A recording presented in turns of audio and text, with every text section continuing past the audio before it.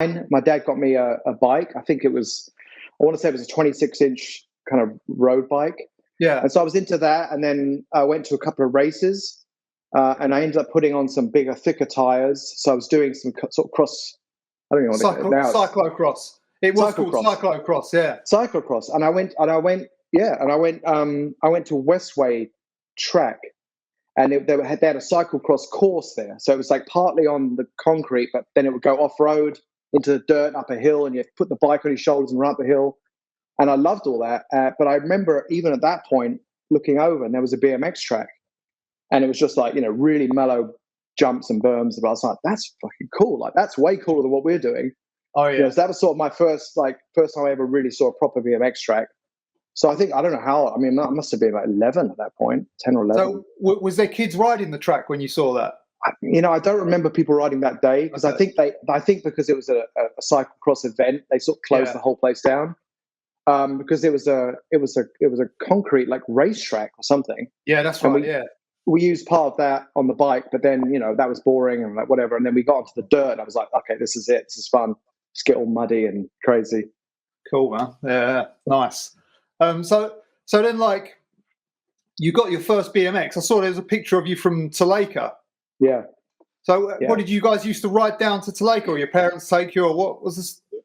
Yeah, I'm trying to think how we found out about Tlakre. I don't remember. I think that right when I got my BMX, I was just like riding around Shepherd's Hill, Highgate with it, going, "This is amazing." But I think a couple of my other friends had BMX bikes in the neighborhood. My friend Ethan Jenkin, who still to this day is a good friend of mine, he got a bike. And so I met up with him. And then we heard through other people, there's a skate park, down in Tufnell Park. So let's check it out. So we went down there and there it was, just that bowl, that mellow bowl with the big berm. And that's where I sort of really saw, guys jumping, out of the bowl. And I think I met, I'm pretty sure I met Marco Lara there.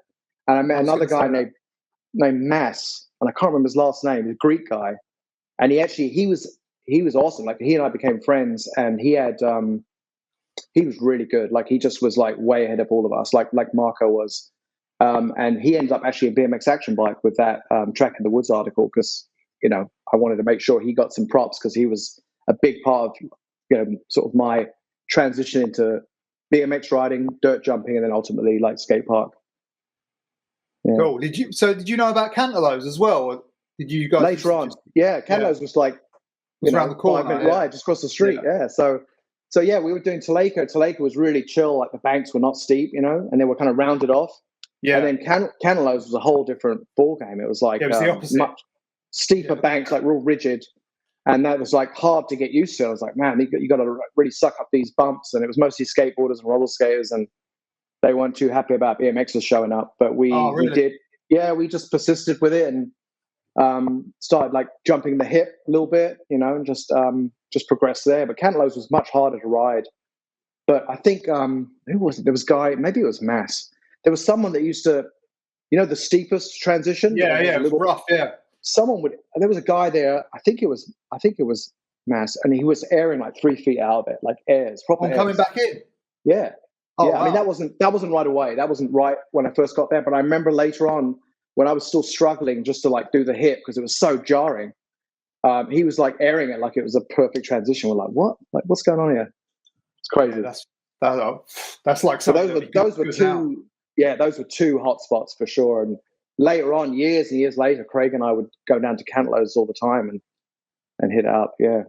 Yeah, I saw there's quite a few pictures in mags later on of you guys there. So was that like, how many people would be at them skate parks in them early days? Early days, it was pretty mellow. I'd say that must have been like 81, 82, early 82.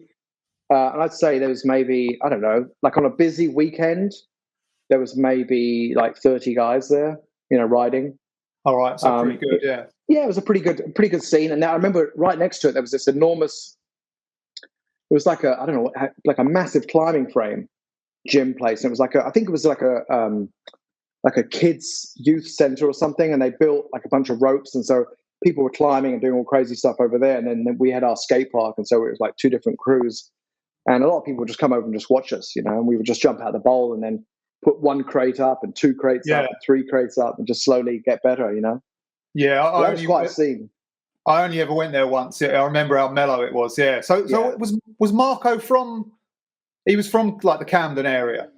Yeah, I think he was from around there. I mean, I met him a few times at Cantelowes and Tlakre, but then ultimately he came back into the scene. I came to see him a lot more actually at Romford. Yeah, that's right. Yeah. When I first discovered Romford, probably a year later, he was definitely a force to be reckoned with there. But yeah, Marco and Mass and all those guys were all sort of North London guys, and I think they were pretty local. Yeah.